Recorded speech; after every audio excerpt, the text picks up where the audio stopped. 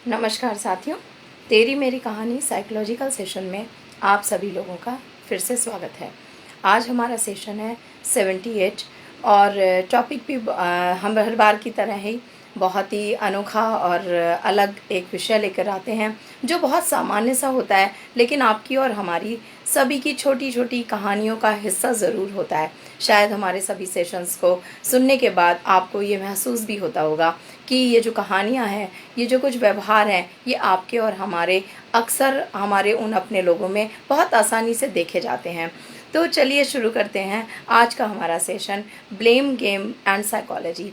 जब हम किसी को ब्लेम करते हैं या जब कोई हमें ब्लेम करता है, तो अक्सर ये एक बहुत सामान्य सा व्यवहार होता है जो बहुत आसानी से घटित हो जाता है, और इसमें हम अक्सर जो चीज़ों को प्राप्त नहीं कर पाते या जिन चीज़ों को हम करना नहीं चाहते, उनके लिए बहुत आसानी से कोई एक कारण दे देते हैं। किसी और को इसके लिए दोषी करार देने के साथ साथ उसको इसका रीज़न भी बता देते हैं कि हम सवेरे इस रीज़न से नहीं उठ पाते क्योंकि हमारे यहाँ डिनर बहुत रात तक होता है, हमारा बच्चा पढ़ाई इसलिए नहीं कर पाता क्योंकि हमारी जॉइंट फैमिली है, मैं अपना वर्क पेंडिंग इसलिए रखता हूँ क्योंकि मेरे घर में बहुत स्ट्रेस है, मैं पढ़ाई बच्चे इसलिए नहीं कर पाते क्योंकि उनके घर में ऐसा माहौल नहीं है, उनके पेरेंट्स उतने ज़्यादा एजुकेटेड नहीं है, उनके पास रिसोर्सेज का अभाव है, वगैरह वगैरह। ऐसे बहुत सारे ब्लेम, बहुत सारी चीज़ें हम ऐसे ही इन जर्नल रोज़ की जो कहानियाँ हैं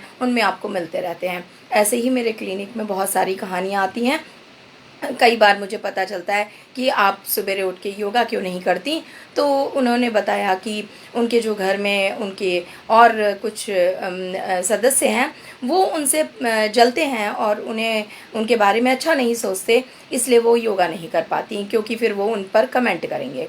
और इसी तरीके से एक और कहानी आई कि आप अपनी पढ़ाई को क्यों नहीं अच्छी तरीके से करते, तो उस बच्चे ने बताया क्योंकि मेरे माता पिता ने मेरे साथ अच्छा व्यवहार नहीं किया, इसलिए मेरा पढ़ाई करने का मन नहीं करता।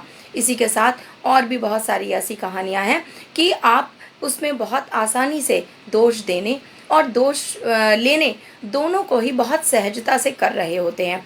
आखिर हम इसको ऐसा क्यों कर रहे होते हैं, हम इसमें इसके प्रति सजग क्यों नहीं हैं, या हमें यह कोई समस्या ही नहीं लगता। चलिए आज मैं उन्हीं विषयों पर प्रकाश डालूंगी और साथ में आप लोगों के साथ अपने उन विचारों को पहुंचाऊंगी एज अ साइकोलॉजिस्ट कि हमारे द्वारा होने वाला ये व्यवहार होता इसलिए है क्योंकि हमारे थॉट अनक्लियर हैं। हमको नहीं पता कि कोई भी अमुक व्यवहार को करना या किसी हैबिट को करना हमारे लिए लाभदायक है, और हम उसके जो एक्चुअल लाभ हैं, उसके होने वाले जो फ़ायदे हैं, या उस व्यवहार को नहीं करने से जो होने वाले नुकसान हैं, उनके प्रति हमारा रुझान भी नहीं है और हमारे संज्ञान में वो चीज़ें हैं ही नहीं। हमारे एक अस्पष्ट से विचार, हमारा अनक्लियर मोटिव, हम इस लाइफ को जीने का मोटिव क्या है, किसी अमुक व्यवहार को करना या किसी को दोष देने के पीछे जो वाक्य हम बोल रहे हैं उसके पीछे मोटिव क्या है, हमारा मोटिवेशन भी नहीं पता होता, हमारे मोटिव्स भी अनक्लियर होते हैं। नॉन वर्दी एटीट्यूड टुवर्ड्स द लाइफ, ये बहुत इम्पॉर्टेंट है। हमें अपनी लाइफ वर्दी नहीं लगती और हमें लगता है एक एक दिन बिताना या इसको जीना बहुत आसान है, या इसको किसी भी तरीके से ख़राब कर रहे हैं, इसका हमें पता ही नहीं होता।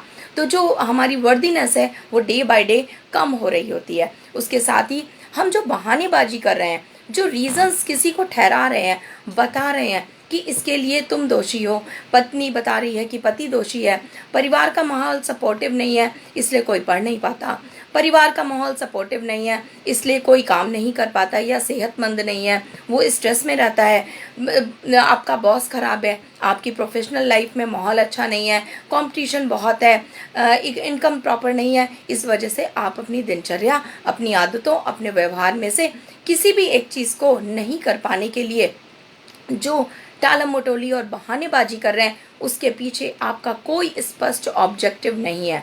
ठीक इसी तरह कि अगर आपको कहीं घूमने जाना हो और आपको लग रहा हो कि आपके बहुत ज़्यादा पैसे खर्च हो रहे हैं, तो आप उस घूमने जाने को कैंसिल कर देते हैं किसी एक रीज़न को देकर, किंतु आपका यहाँ पर जो एक विषय है और जो आपका ऑब्जेक्टिव है वो बहुत स्पष्ट है कि अभी आप ज़्यादा पैसे खर्च नहीं कर सकते, इसलिए आप अपने प्लान को पोस्टपोन कर रहे हैं या हमेशा के लिए कैंसिल कर रहे हैं। किंतु जब हम किसी भी तरीके का बहानेबाजी कर रहे हैं, दोषारोपण कर रहे हैं, तो ऐसे जो ऑब्जेक्टिव हैं वो पूरी तरीके से अस्पष्ट होने के साथ साथ मिसिंग होते हैं। इसकी वजह से ये ब्लेम गेम और ये प्रोक्रेस्टिनेशन हमारे व्यवहार में सामान्यतः बहुत आसानी से घर कर जाता है। धीरे धीरे एक इमेच्योर जो एक टेंडेंसीज़ है हमारी पर्सनालिटी की, वो निखर के दिखने लगती हैं स्पष्ट रूप से कि हम एक लापरवाह, एक नॉन सीरियस और इमेच्योर पर्सन है और हमारी पर्सनालिटी के ये ट्रेट्स आगे चल के किसी न किसी प्रकार के disorder, depression, anxiety, fear, phobia, anxiousness या ओसीडी जैसी बहुत सारी ऐसी प्रॉब्लम्स को जन्म देते हैं। फिर हम अक्सर उनके लिए दवाइयाँ करते रहते हैं, किंतु फिर भी जड़ तक पहुंच पाना कई बार असंभव सा लगता है और ऐसा महसूस होता है कि इसका रीज़न शायद हमारा डिप्रेशन ही है या हमारे परिवार के लोगों का हमें सपोर्ट नहीं करना, हमारे एनवायरमेंटल फैक्टर ही हमारी इस आदत के जिम्मेदार हैं, जबकि सच्चाई इससे कहीं अलग होती है। ये जो बात करते हैं कि ये जो व्यवहार है, ये जो टेंडेंसीज हैं, ये ब्लेम करने की, जो दोष देने की आदतें हैं, ये हर एक व्यक्ति में उसके चाइल्डहुड से ही पनप रही होती हैं और व्यक्ति अपने ये समझ ही नहीं पाता कि ये उसके अंदर कब चीज़ें आ गई और कब ये उसके व्यवहार का पैटर्न बन गया। वो आसानी से कह देता है कल हम इसलिए अपना काम पूरा नहीं कर पाए क्योंकि लाइट चली गई थी, ये एक इतना हम बीमार हो गए थे, हमारे घर में मेहमान आ गए थे, हम कहीं बाहर चले गए थे, हमारे घर में कोई और समस्या हो गई थी, या किसी भी प्रकार से अपने एनवायरनमेंट को या लोगों को बहुत छोटी छोटी चीज़ों के लिए दोष देना और साथ में उनको उस चीज़ों के लिए रिस्पॉन्सिबल ठहराना, ये हमारी आदत बचपन से बन रही होती है। किंतु हमें इसका पता नहीं होता कि ये कौन सी आदत को हम अपने अंदर समा रहे हैं और ये आदत हमें कितना बड़ा नुकसान पहुंचा सकती है। धीरे धीरे करके हम बड़े होते हैं, किंतु ये आदत भी हमारे साथ मजबूत और बड़ी हो रही होती है। उसके उपरांत चीज़ें ऐसी होती हैं कि हम धीरे धीरे ये समझ पाते हैं कि हमारे जो अंदर ये आदतों का घर करना है और इन चीज़ों में हमारे आसपास का जो माहौल है वो हमको किसी भी तरीके से ये स्पष्ट रूप से संकेत नहीं देता कि ये जो हमारी आदतें हैं ये खराब हैं। स्कूल में कई बार बच्चे को इसके लिए टोका जाता है, कई बार घर में भी माता पिता इस बात के लिए टोकते हैं, कई बार बड़े जो एडल्ट हैं वो भी एक दूसरे की और अपनी आदतों को देख भी रहे होते हैं, समझ भी रहे होते हैं और जान रहे होते हैं कि ये नुकसानदेह है और ये चीज़ें ठीक नहीं है, किंतु फिर भी ये चूँकि बहुत मजबूती से अपनी जड़ें जमा लेते हैं, हमें इससे बाहर निकलना मुश्किल हो जाता है। तो चलिए आज हम समझते हैं कि सबसे पहले जब हम इस तरीके की आदतों को करते हैं तो हम ये आदतें करते क्यों हैं और इनसे हमको नुकसान क्या होता है। हम इन आदतों को इसलिए करते हैं, इससे बहुत आसानी से हमें छुटकारा मिल जाता है उन चीज़ों को जस्टिफाई करने के लिए जो एक्चुअल रीज़न थे, यानी कि हमने अपना पेंडिंग वर्क समय पे कंप्लीट नहीं किया और हमने कंप्यूटर को दोष दिया, कंप्यूटर ख़राब हो गया था, हमारा सिस्टम फेल हो गया था, इसलिए हम अपने काम को नहीं कर पाए। इससे आपके ऊपर से जो फोकस लाइट है वो एकदम से फोकस लाइट उस व्यक्ति की जिसको आप ये कारण बता रहे हैं उसकी हट जाती है और वो फोकस लाइट इमीडिएट उस सिस्टम पर, उस कंप्यूटर पर, उस एनवायरमेंटल फैक्टर पर या उस व्यक्ति पे चली जा रही है जिससे आप दोष दे रहे हैं या जिसको आप रीज़नेबल ठहरा रहे हैं कि ये मेरे चीज़ों के लिए ये रीज़न है जिसकी वजह से मैं अपना काम ठीक नहीं कर पाया। अब इसमें एक और चीज़ होती है, फोकस जब दूसरी ओर जाता है उसी के साथ साथ आप बड़ी आसानी से ये भी बता रहे हैं कि वो सिस्टम जो है वो बैड है, वो जो व्यक्ति है वो बैड है और आप कितने गुड हैं, जबकि काम आपका छूटा है, काम आपने छोड़ा है, किंतु फिर भी बहुत आसानी से फोकस लाइट का टर्निंग पॉइंट और दूसरी की तरफ मोड़ा जा सकता है इस तरीके के ब्लेम गेम के द्वारा। उसके साथ साथ ये ब्लेम गेम आपको हमेशा अपर हैंड रखता है। जैसे ही आप किसी दूसरे व्यक्ति को ब्लेम दे देते हैं कि हमारे घर में बहुत सारे मेहमान आ गए थे, या कल रात हमारे घर में झगड़ा हो गया था, मैं अपनी प्रिपरेशन नहीं कर पाया, या मेरी मदर हॉस्पिटलाइज हो गई थी, इस वजह से मेरा एग्ज़ाम अच्छा नहीं हुआ, तो आपका जो हैंड है वो अपर हो जाता है। लेकिन क्या इससे आपका एग्ज़ाम अच्छा हुआ? नहीं, इससे जो कमी और जो नुकसान हुआ वो हमारा ही हो रहा होता है। किंतु हम ऐसा करने से अपने आप के, अपने ईगो को बहुत आसानी से सेटिस्फाइड कर लेते हैं। हमारे ईगो को आदत पड़ जाती है हमारे अहम को नीचे गिरना, झुकना, अपोलोजाइज करना, सॉरी बोलना, रीज़न खुद को बताना, अपने कारणों से महसूस करना कि हमने गलती करी है। ये सब कुछ हमको बहुत बड़ा लगने लगता है और हमको बहाने बनाना, दूसरों पर दोष देना, ये सब बहुत छोटा लगता है, हल्का लगता है, और हम लगातार इस तरीके के व्यवहार को करते जाते हैं। सवेरे सो के नहीं उठते और कहते हैं हम रात में देर से सोए थे। आपको योगा करना पसंद नहीं है, लेकिन कहते हैं कि योगा करने से हमारी तबीयत बिगड़ जाती है, या हमारे 1-2 दिन तक हमें बुखार आ जाता है। आपके पास बहुत सारे ऐसे रीजंस और बहुत सारे ऐसे ब्लेम्स की बहुत सारी गठरी होगी। कोशिश करिए उस गठरी को खोलिए और देखिए कि इनके पीछे क्या ऑब्जेक्टिव्स, कोई ऐसा मोटिव, कोई ऐसे वर्दीनेस चीज़ आपको मिल रही है ऐसा करने के बाद। अगर उस गठरी में से कुछ भी फ़ायदा नहीं हो रहा है तो उस गठरी को आज ही उठाकर फेंक दीजिए और कोशिश कीजिए कि आप दूसरे को दोष देकर खुद को अपर हैंड रखने से आप कभी भी बहुत बड़े नहीं हो पाएंगे। और बड़े तो छोड़िए, हम अपनी लाइफ में स्वस्थ भी नहीं हो पाएंगे। एक इंसान का स्वस्थ होना यानी उसका खुश होना यानी कि उसकी अच्छी आदतें और अच्छी कार्यों और अच्छे व्यवहारों को करना। अच्छे कार्य और अच्छे व्यवहार उसकी फीलिंग से आते हैं। जब ऐसे झूठ बोलने से, बहाने बनाने से और दूसरों के ऊपर दोष देने से कभी भी आपको सकारात्मक फीलिंग्स नहीं आती, इससे आप कभी भी खुश नहीं होते, बल्कि इसके साथ साथ आपकी रिलेशनशिप डे बाय डे खराब हो रही होती है। आपकी रिलेशनशिप खराब होने के साथ साथ आप अंदर ही अंदर अपने आप को रिग्रेट कर रहे होते हैं।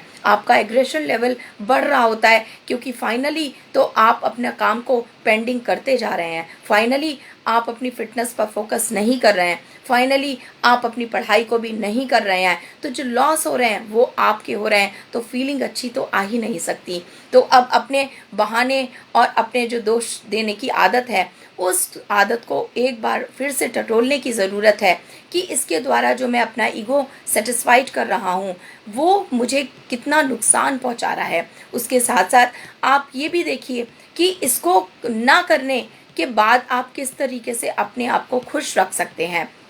लाइफ में आप विलेन दूसरे को बना रहे होते हैं, लेकिन आप अपनी ही लाइफ के हीरो भी नहीं बन पा रहे। तो इस ऐसे विलेन को तो सबका फोकस चला जाएगा कि आपकी लाइफ में फैमिली पर्सन सपोर्टिव नहीं है, तो इट मीन्स कि आपकी लाइफ के विलेन वो हैं। हीरो कौन है? हीरो तो मिसिंग है।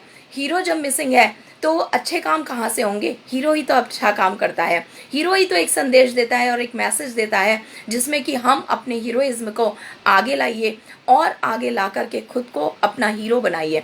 जब आप हीरो बन जाएंगे तो आपको अपने आप ही एक गुड फैक्टर अपने अंदर क्रिएट होता हुआ महसूस होगा। उसके साथ ही आपकी जो प्रॉब्लम है वो भी रिसॉल्व होने लग जाएंगी। जब वो डाइल्यूट होगा और डाइल्यूट होने के बाद आदतें डाइल्यूट होंगी और उसके बाद प्रॉब्लम्स रिजॉल्व होंगी, तो आपको अपने आप ही खुशी महसूस होने लगेगी। उसके साथ साथ आप जब ये भी देखेंगे कि आपने जब अपनी आदतों को देखा, समझा और अपने आप को प्रोटेक्ट करना गलत तरीके से अपनी रेपुटेशन के लिए, अपनी इमेज के लिए, आप इमेज कॉन्शियस तो हो गए लेकिन गलत तरीके से अपने आप को प्रोटेक्ट कर रहे हैं, आप इन आदतों से बाहर आ जाएंगे और आपको समझ में आने लगेगा कि ये जो ब्लेम देना, जो दूसरों को हम रीज़न दे रहे हैं, वहाँ से हम जो गुस्सा हो रहे हैं, अपनी हमारी जो दमित इच्छाएं हैं उनको बार बार उजागर करने के लिए हमारा गुस्सा तो बढ़ रहा है लेकिन इच्छाएं पूरी नहीं हो पा रही हैं। अब उसके बाद ये आपको जो इफ़ेक्ट करता है उसमें जो एक बहुत बड़ा रीज़न है, वो बड़ा रीज़न ये होता है कि आप दूसरों के द्वारा एक कमज़ोर व्यक्ति आके जा रहे होते हैं। जब आप ये कहते हैं कि मेरे घर का माहौल बहुत ख़राब है और मैं अच्छी पढ़ाई नहीं कर पाता, या मेरे घर पर लोग नॉन सपोर्टिव हैं और मेरे सक्सेस उनसे नहीं हो पा रही है, मेरे सक्सेस रेट इसीलिए कम है, तो लोग आपको जो परसीव करते हैं वो एक कमज़ोर पर्सनालिटी और कमज़ोर व्यक्ति के रूप में परसीव करते हैं। यानी कि वो आपको हीरो नहीं, कोई ऐसे ही हीरो के साथ जो सपोर्टिंग रोल करने वाले लोग होते हैं वैसा ही कुछ आंकते हैं। तो आपका जो आप जिस चीज़ों के लिए जिन रीज़न से अपने आप को प्रोटेक्ट कर रहे हैं उसके जो एडवर्स कॉन्सिक्वेंसेस हैं वो कॉन्सिक्वेंसेस आपको नीचे कर रहे होते हैं और आप दूसरों के सामने कमज़ोर बन रहे होते हैं। लोगों को साफ मैसेज जाता है आपके अंदर वो स्किल्स या वो एप्लीकेशंस का अभाव है जिसकी वजह से आप अपने उन विरोधी लोगों को परास्त कर पाएं जो आपको सपोर्टिव माहौल नहीं देते। यानी कि ये भी मैसेज आता है कि आप सर्वाइवर तो तभी होंगे जब आप फाइटर हैं। आप एक फाइटर भी नहीं हैं और आप एक कायर व्यक्ति हैं जो रीज़न दे रहे हैं कि लोग खराब हैं इस वजह से आप खराब हैं, लोग परेशान करते हैं इसलिए आप दुखी हैं, और आप एक कमज़ोर व्यक्ति के रूप में अपने आप को प्रदर्शित कर रहे होते हैं इनडायरेक्टली। और आपको ये पता भी नहीं होता कि कब लोगों के बीच में आपकी छवि एक कमज़ोर व्यक्तित्व की छवि तैयार हो गई। इसके साथ साथ आप अपने हर दिन की चीज़ों में रोज़ सफ़र कर रहे होते हैं, वज़न बढ़ रहा होता है, बीमारी बढ़ रही होती है, काम में संतुष्टि नहीं होती और फिनेंशियल लॉस हो रहे होते हैं। इन सब के साथ साथ एक जो परिवार का माहौल है वो दिन पर दिन बढ़ता जा रहा होता है, क्योंकि आप अपनी टेंडेंसीज़ को अवॉइड करने के लिए लगातार दूसरों को ब्लेम कर रहे होते हैं। और ये लोग जो आपके साथ रहते हैं वो आपको अब समझने भी लगे हैं, तो जो सिंपैथी और जो एम्पैथी आप एक्सपेक्ट करते हैं दूसरों से वो अब मिलनी बंद हो जाती है। जब बंद हो जाती है वहाँ से आप बौखलाते हैं, वहाँ से आप गुस्सा करते हैं, बेचैन होते हैं और बीमार पड़ना शुरू हो जाते हैं। आपके बदन में दर्द होता है, आपके अक्सर सर दर्द होता है, क्योंकि आपने जो प्लानिंग बनाई थी उसके प्लानिंग के अकॉर्डिंग अब आपकी लाइफ चल नहीं पा रही है। आपका ब्रेन तरह तरह की इस ब्रेन स्टॉर्मिंग करता है और यहाँ से शुरू होता है attention seeking behaviour, psychosomatic illness, जिसमें अक्सर महिलाओं को फिट्स पड़ने लगते हैं। इसमें महिलाओं को ज़्यादा, पुरुषों को कम पड़ते हैं, लेकिन साइकोसोमेटिक डिसऑर्डर्स में अक्सर वो इस तरीके के एक्ट करने लगते हैं जैसे उनको किसी और तरीके का बाहरी कुछ इस तरीके के अपने संकेत देने लगते हैं कि उन पर किसी ने कुछ जादू टोना या कोई और ऐसी चीज़ों को करवा दिया है। और फिर शुरू होती है एक और कहानी। आप ऐसी चीज़ों में फंसते चले जाते हैं जिसका कोई छोर नहीं है, जिसका कोई अंत नहीं है, जिसका कोई साइंटिफिक आधार भी नहीं है, किंतु आप उस जड़ पर नहीं जा पाते कि जिन पैटर्न्स के द्वारा आप यहाँ तक आ गए। धीरे धीरे करके आप इन जो आपने मिस्टेक्स करी हैं, आपने इनसे क्या सीखा है, आप इसकी तरफ सीखने की तरफ कि मैंने झूठ बोला है, मैंने बहानेबाजी करी है, मैंने बिना किसी कारण के दूसरों को दोष दिया है, आप इन सारी मिस्टेक्स से लर्निंग नहीं लेते। आप अपनी मिस्टेक्स के लिए खुद को भी सॉरी नहीं बोलते, क्योंकि खुद को सॉरी बोल देंगे तो आसान हो जाएगा, आप अपनी आदतों से को पहचान जाएंगे, एक्नॉलेज कर लेंगे, किंतु हम ऐसा सालों साल पूरी ज़िंदगी कर ही नहीं पाते। और उसके बाद कभी भी खुद को मॉनिटर नहीं करते। हर दिन मॉनिटरिंग करिए, हर दिन स्कैनिंग करिए, आज आपने कितने झूठ बोले, आज आपने किसको रीज़न बताया अपने किसी फेलियर के लिए, आपने कोई चीज़ अचीव नहीं कर पाए तो उसके लिए आप किसको दोष देते हैं, आपके दिमाग में पहला विचार क्या आता है। अगर वो पहला विचार किसी दूसरे से संबंधित है तो आप उस विचार से बाहर निकलिए, आप वहाँ से रास्ते निकालिए जहाँ आप खुद कुछ कर पाएँ और अपनी चीज़ों को आसान करिए। धीरे धीरे करके जब आप अगर इन चीज़ों से बाहर स्वयं निकल पाते हैं तो बहुत अच्छी चीज़ है, अगर नहीं निकल पाते तो बिल्कुल भी मत डरिए, मत घबराइए, प्रोफेशनल हेल्प को ले लीजिए। वो आपको गाइड करेंगे कि आप किस तरीके से अपनी लाइफ में इस ब्लेम गेम की साइकोलॉजिकल इम्पैक्ट और बैड इम्पैक्ट से बच सकते हैं। इसके साथ ही अगर कोई आपका व्यक्ति, ये तो बात हो गई कि जब हम किसी ब्लेम करते हैं, अगर कोई और व्यक्ति आपको ब्लेम करता है तब आप क्या करें। ऐसी स्थिति में सबसे पहले आप उस व्यक्ति की स्थिति को समझें और वहाँ पर आप उस व्यक्ति को खुश करने के लिए उन ब्लेम्स को ले लें या चुप हो जाएं, ये बिल्कुल सरासर गलत है। आप वहाँ पर बिल्कुल स्पष्ट और एक कड़े शब्दों में कह दीजिए कि नहीं, मैंने ऐसा नहीं किया और मैं इसके लिए रिस्पॉन्सिबल नहीं हूँ। ऐसे आने वाले कमेंट्स को जो आप पर ब्लेम के लिए आए हैं उनको आप पर्सनली बिल्कुल मत लें, क्योंकि वो उस व्यक्ति के हैं जो व्यक्ति परेशान है, जो व्यक्ति अपनी गलत आदतों से ग्रसित है, जिस व्यक्ति को क्लैरिटी नहीं है, जिस व्यक्ति के साथ वो सारी चीज़ें नहीं है जो अभी तक हमने चर्चा करी। तो ऐसे व्यक्ति की बातों का या ऐसे व्यक्ति के ब्लेम का पर्सनली क्यों लेना। वो अगर इस काबिल होता तो वो आपको ब्लेम करने की जगह अपनी चीज़ों में सुधार कर रहा होता या अपने एरियाज़ को इम्प्रूव कर रहा होता। तो वो खुद को ना डेवलप कर पाने की वजह से आपको डैमेज करने की कोशिश करता है। तो वहाँ पर आप डैमेज मत होइए, पर्सनली मत लीजिए और इस कान से सुनिए और समझिए। समझने के बाद उसकी स्थिति को आंकिए, उसका आंकलन करिए, दूसरे कान से निकाल मत दीजिए। उसको आंकलन करने के बाद वो अंडरस्टैंडिंग अपनी इस बॉडी को, अपने इस ब्रेन को दीजिए और देने के बाद आपकी तैयारी शुरू होती है कि कैसे आप उनका सामना करेंगे जो आपको दोष देते हैं। आप उसके बाद कोशिश हो सके तो थोड़ी सी डिस्टेंस मेंटेन करिए। एक बारीक सी लाइन हर रिश्ते में ज़रूरी है, चाहे वो माता पिता का हो, पति पत्नी का हो, बच्चों और गार्जियन का हो, या टीचर और स्टूडेंट का हो, बॉस और आपके कलीग का हो। किसी के साथ भी हर रिश्ते में एक बारीक सी लाइन होनी बहुत ज़रूरी है कि जब आपको उस लाइन के उस पार जाना हो तो भी वो आसान हो, और जब आपको उस लाइन से अपने आप को हमेशा के लिए हटाना हो तो भी आपके लिए बहुत आसान हो। वो बारीक सी लाइन मौजूद रखिए और उस बारीक सी लाइन में हमेशा अपनी प्रेस्टीज, अपनी इमेज और अपने व्यक्तित्व की लड़ाई को स्वयं लड़िए, बिना किसी को दोष देते हुए। मत कहिए कि आपकी उसके दोस्ती इस वजह से टूट गई क्योंकि वो खराब था। आप कहिए कि आपकी और उसकी दोस्ती इस वजह से आपने छोड़ दी क्योंकि उसने आपको दोष दिया था और वो आपको एक्सेप्टेबल नहीं था, क्योंकि आप उसके लिए रीजनेबल नहीं थे। इस तरीके के स्पष्ट कमेंट जब आप अपने आप को देते हैं तो वहाँ से आपके ऊपर दिया गया जो मढ़ा गया दोष है, आप अपने आप को मेंटली उससे अपने आप ही अलग कर लेते हैं। उसके साथ साथ जब आप किसी भी तरीके का कोई ऐसा दोषारोपण आपके ऊपर आ रहा है तो वहाँ पर आप ये ज़रूर कोशिश करिए कि वो जो व्यक्ति है वो किसी समस्या में है, वो अपनी समस्याओं का समाधान नहीं कर पा रहा है, इसलिए आपका चुनाव किया है और आपको इजीली या नियरेस्ट व्यक्ति मानकर उसने आपके ऊपर दोष दे दिया है। आप थोड़ी देर एक रुक जाइए, थोड़ी देर एक पॉज दे दीजिए, बातचीत में पॉज दे दीजिए और थोड़े समय के बाद क्लैरिटी के साथ वहाँ पर बात करिए। इसी के साथ साथ अगर वाकई आप उसमें दोषी हैं तो इस सामने आकर अपनी इस गलती को एक्सेप्ट करिए और कोशिश करिए कि जब आप अपनी गलतियों को एक्सेप्ट करें उसमें एक भी वाक्य ये शामिल ना हो कि लाइट चली गई थी तो मैं पढ़ नहीं पाया, फला व्यक्ति ने मुझे मिसगाइड कर दिया था तो मेरा दिमाग खराब हो गया था, या मेरे बॉस से मेरी झड़प हो गई थी इसलिए मैंने आज घर में आकर बैड बिहेवियर शो किया। आप कोशिश करिए, ढूंढिए और जांचिए कि क्या आपके वाक्यों में कोई भी और ऐसा एनवायरमेंटल फैक्टर या आपका आसपास का कोई व्यक्ति अगर रीज़न में शामिल हो रहा है, वहीं रुक जाइए।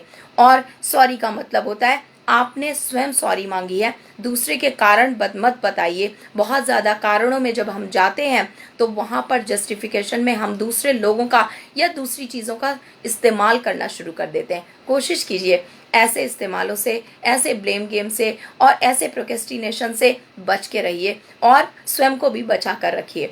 इसी के साथ हम सोचते हैं कि तेरी मेरी कहानी के अंत में आपको एक चीज़ ज़रूर हर बार कुछ मैसेज दिया करें जिसमें आप अपनी लाइफ को अच्छे से जीना सीख पाएँ।